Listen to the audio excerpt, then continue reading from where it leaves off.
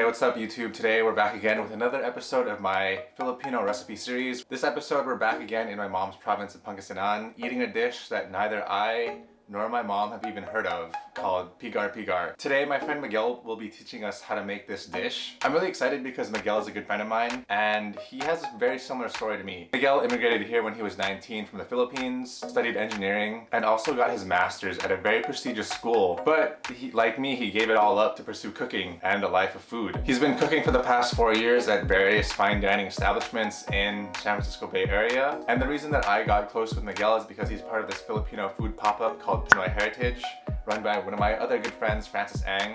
Check them out. If you may have seen one of my other Kakanin videos when I was in Samar, I was actually with Francis. Miguel is part of this Pinoy Heritage team, as well as being invested in fine dining restaurant industry in San Francisco. Without further ado, let's learn how to make Pigar Pigar. This is something I've never had before in my whole life. I told you yesterday, I texted my mom about this and was like, hey mom, do you know this dish? And even she doesn't know about it. Pigar Pigar, I feel like it's not as most commonly known as the Ilocano classics like pinakbet and bagnet, right, or dinengdeng. Or the empanadas. Yeah, and the empanadas. So good, colored with atsuete oil. Pigar Pigar, it's really marinated meat in soy sauce. You can add patis in there. Traditionally, we use carabao meat, kalabaw, which is the national animal of the Philippines, because that's what there was a lot of in Pangasinan. There's not a lot of beef cattle roaming the grass fields. Right. As you can see, it's very meat focused because this is Pulutan. So Pulutan is drinking food. Pulutan means to pick up because you mean, you know, fuck utensils. Like, we got our best utensils right here. Right, and like Kamayan style. For sure, and Filipino is definitely like eating with our hands is definitely part of our culture in itself. My attempt to add veggies in this dish, cabbage right here. I'll use red onions for flavor, but usually it's white onions. That's what's more commonly found in the Philippines. For this beef, I use a sirloin top round. So just to give you some heads up, we did begin the marinade before we started shooting. It's been marinating for the past 3 hours in patis and soy sauce. Very straightforward, as you can see. When you first told me about the dish, it kind of reminded me of bistec. Yeah, with the onions. Yeah. So I'm kind of curious to see how different it tastes. Bistec usually has soy sauce and a little bit of calamansi and a little bit of sugar actually. Yeah. This one doesn't have sugar, doesn't have citrus, but the flavor profile of the beef, soy sauce, and onions. Right. Let's start cooking. I know my way around a knife. Hopefully. Now when the student becomes the master. And really, I chose Pigar Pigar because I love Pulutan. I love just the act of it. Pulutan is a way of life for Filipinos. Yeah. When people think of Pulutan or Philippine drinking foods, the first thing that comes to mind, or my mind, is sisig. Yeah, that's a good one. Which is like the most popular common one. And then of course, anything ihaw. Yeah, any skewer, any barbecue. Crying because I miss Chad. And because of the onions. Yeah, mostly because I miss Chad. Yeah, the last time we saw each other was in Manila. A year ago. Sharking me. He's like a pro cook right here. No man, I'm not anything. If you watched the Humba video, guys, this is Levin's partner in crime with Virtual Table, so be sure to check them out on the Instagram. We should have been drinking beer while prepping. We can still do that right now, right? Yeah, we can. Right now. Yeah. So right now. Drinking Red Horse. Cheers. Red Horse is the best. This is actually in the marinade. Yeah. Some people think that it's for the bubbles, that the bubbles make the meat more tender. It's really for the flavor. This is a half cabbage and you see the core here. And so let's half this first. Now you see the core is here, right? You now can just use a diagonal motion to cut it out like that, and here too. Mandolin. Be very careful. Be very careful. These are really sharp. To be safe, grab a towel, and I'm not gonna look at the camera.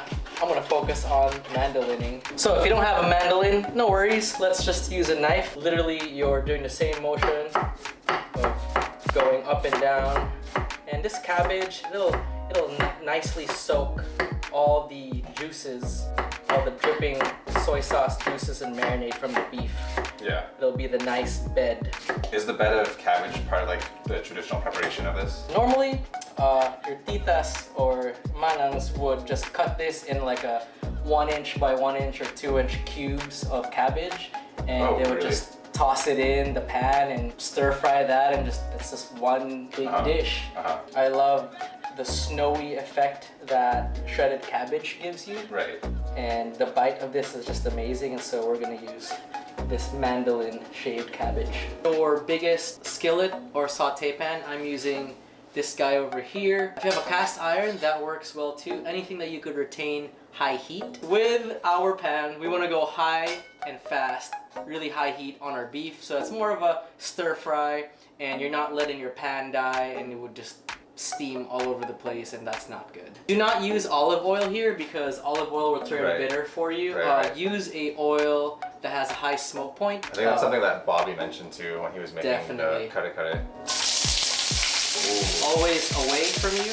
Right. So the key here when you're sauteing onions, you don't want to burn your onions, so you don't want it too high, but you still want it hot enough so it's not steaming too much. I just wanted to point out, you know, we're using beef today, Right. but really The original is the carabao in the meat, beginning. yeah. So kalabaw, it's actually the national animal of the Philippines. Right. And I think it's a great national animal because it characterizes the hard-working nature of Filipinos or the Filipino nation. Word. Carabao has so many uses in Philippine life. It hauls cargo for farmers. It helps them plow the fields. Carabao milk is used to make like pastillas in Pangasinan. Right. There's that one kapampangan, is it tibok? Yeah. That also uses carabao milk. So I mentioned earlier in the beginning of the video that like this dish reminds me of bistec. One of my favorite parts about eating bistec is the onions. I would just like douse my rice with so much onions, like more soy onions sauce, than the actual meat. calamansi. Oh man. Do you know if bistec is also usually made with carabao? Bistek? I don't think so because Bistek Tagalog is like its full complete name, meaning it came from Cavite, which for some reason Cavite is where a lot of cows are. I don't know why. Oh. Perhaps you might know why, or Chad might dig into that. If anyone knows, drop a comment down below. Oh yeah, away from you. Yeah, see. So is this recipe pretty spot on to what you had when you were growing up? Yeah, honestly, Pigar Pigar, I would have this when I would be like brought as like an older child, like 8, 10, 12 years old to the markets. And I honestly thought it was beef because most beef in the Philippines, at least what we could afford when I was a kid, was tough. Yeah. And now that I, you know, as an adult, knowing that this was traditionally carabao meat. Yeah, see, because Pulutan, honestly, that's why I picked this dish. Because Pulutan is a way of life amongst your friends, among all the cousins growing up. It's a way to just relax, eat, drink, be merry. When I was in Pangasinan, because my mom is also from there. Nice. Yeah, me and my family would just like sit around and drink for like hours. We would make a lot of goat sisig. Oh snap! Yeah. Goat like, caldereta is bomb too. Yeah, and we would make like a lot of just drinking foods, and then just like sit around in my mom's place and just.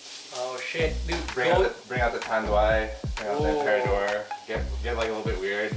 And then of course, like when you're out in the province, everyone has like a karaoke machine. Oh yeah. Alcohol, singing, match made in heaven. Now it's time for our beef. So again, I'm just gonna let this ride on high because I really want to just get a quick flash sear on our beef. I want to get that into like nice medium rare. You don't want to cook your beef well done, especially if you're using good quality beef. You were telling me that like back in the Philippines, when like the Lolas would make this, they kind of just like go at everything like at once, right? Yeah. So the way you're doing it, you're kind of keeping some of the texture and the flavor of each component rather than kind of letting it all emulsify together. Exactly. Yeah. Chad's calling me out. I'm getting a little chefy with this dish. In the Philippines, onions, beef, liver, last 3 minutes, throw in the cabbage, and you just want to do that. Just simple one-pot cooking, right? Yeah. But here I'm making sure that the onions stay sauteed but a little crispy, and then throw in the beef and not overcook it, and then do the liver like nice and crispy. And so I'm kind of doing it in different stages.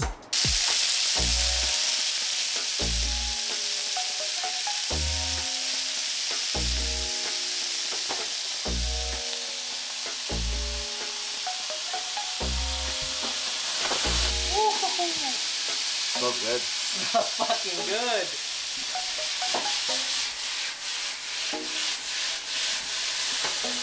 I'm gonna add liver to our Pigar Pigar to stay true to that Filipino soul. Yeah. But you said that's like part of the original recipe too, right? So. Yeah, sometimes people do liver because it's available. Yeah. It's a cheap cut. After stirring off the onions, beef, and liver, transfer them all to a serving plate and begin plating your dish up. And because this is a Pulutan or Philippine drinking food, make sure that you have beer ready to drink with. Oh yeah. Oh yeah. It's so good. Wait. I'm just tasting my work first. What? So as you can see, the recipe was pretty easy to follow. It's as simple as cutting up some vegetables, stirring off your meat, and serving it up. This is probably the easiest recipe I've done on this series so far, so hopefully it's easy for you guys too. But just to wrap it up again, this is Pigar Pigar, and this is a Pulutan that, you know, my friend Miguel will tell us more about. Yeah, so Pigar Pigar, this is actually popular in the Philippines, in Pangasinan specifically. They even have a festival for Really? Pigar Pigar. They do, yeah. Well, I did not know this. The city of Dagupan. This is my first time having Pigar Pigar. This is her My first time first too. time You honestly, like, we were munching on this while you were cooking, and it is not this thick. I was expecting a kind of similar flavor profile, but you definitely need alcohol for this. It's like meat and beer, Pulutan with your friends. When you order this at a restaurant, how do they serve it? So not a restaurant, in literally the side of a street, all be in the middle. Usually the cabbage would be like diced in like a large dice, like 2" by 2". And just like it's all mixed there in the center, and you're given these small like platitos and your beer, maybe a fork or your hands, and you just eat, and that's it. Well, it's pretty straightforward. And so this is usually a dish eaten at night. I know it's lunchtime right now, but this is like a very, 11:30 in the night, in the evening, like Pulutan style. Yeah. You just had a hard day of like blue collar work. And you just want to like unwind. Boom, with your friends. I feel that. I feel like I'm in a mukbang right now. Portion-wise, it's pretty mukbang sized. Yeah, this is a lot, dude. Like, I feel like when you order this is like the size they give you, right? For everyone. For everyone, I right? give it But to you're giving Jazz. us like a size for everyone for like one person. We're in America. Alright, so thanks guys for watching the video. Tune in for the next episode in the series, and check my friend Miguel out at Virtual Table. Yeah. So follow us on Instagram at Eat Drink Virtual Table. Cheers. Cheers, guys. Cheers. The beer just helps it. It really does.